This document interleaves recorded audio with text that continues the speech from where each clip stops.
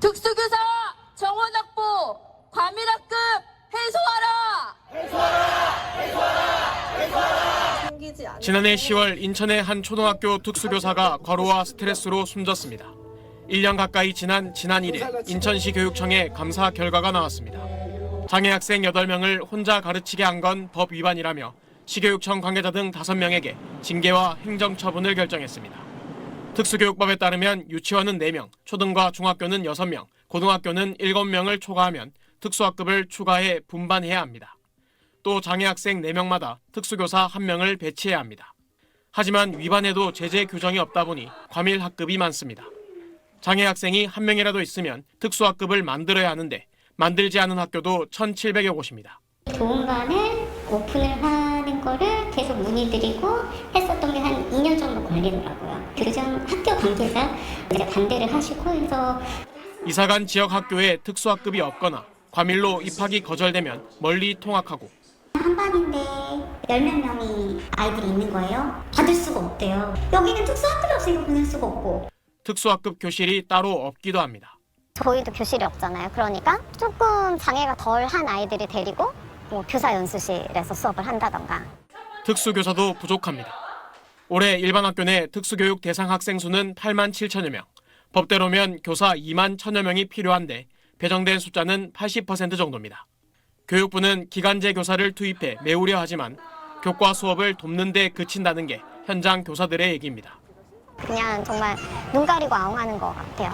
그래서 학급 수를 늘리고 그 학급을 온전히 담당할 수 있는 선생님의 수를 늘려야지.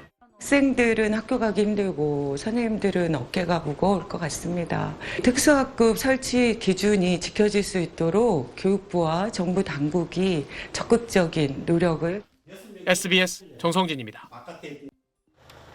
경기 양주에서 매일 휠체어를 타고 서울 노원구 특수학교로 통학하는 뇌병변 장애인 서윤양 가족을 2달 만에 다시 만났습니다.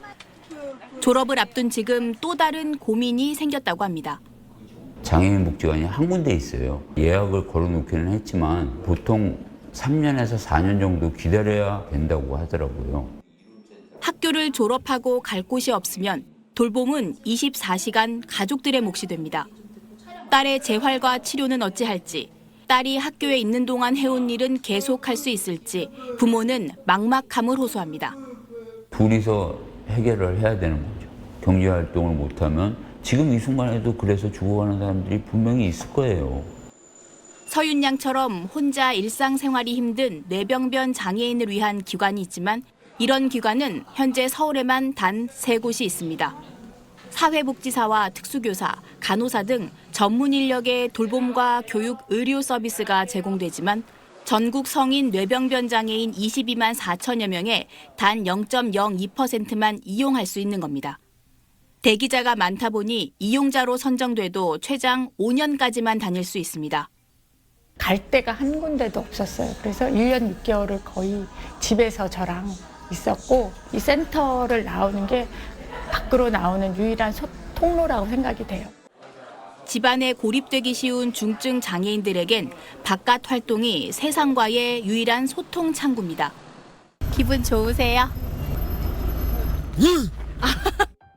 내가 살아가는 지역사회 안에서 다양한 활동을 해야 그 안에서 자신의 역할이 생기고 의미 있는 삶을 살 수가 있기 때문에 이들이 사회와 단절되지 않도록 또 가족들의 부담을 덜어주기 위해 안정적인 돌봄 지원 시설과 인력 보강이 필요합니다.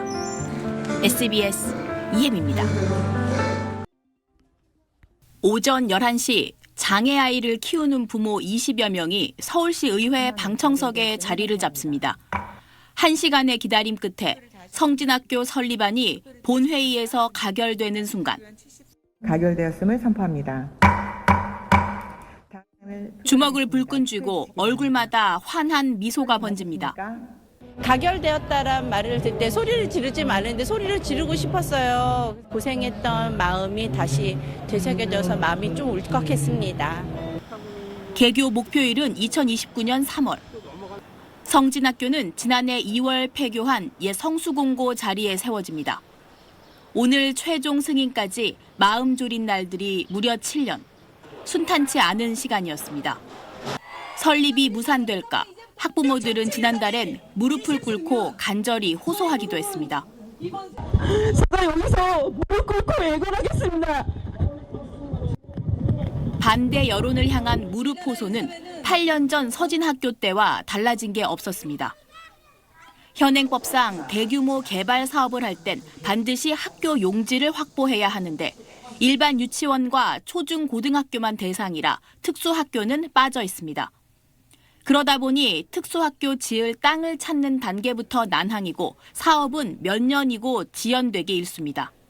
저희가 더 이상 무릎 꿇지 않고 하소연하지 않아도 학교가 정말 무르듯이 필요한 곳에 적시적소에 생기는 그런 정책이나 제도가 필히 마련되어야 될 거라고 봅니다. 장애 학생들의 학교 가는 길이 조금 더 가까워질 수 있도록 사회 전체의 관심과 지원이 절실합니다. SBS 이혜미입니다.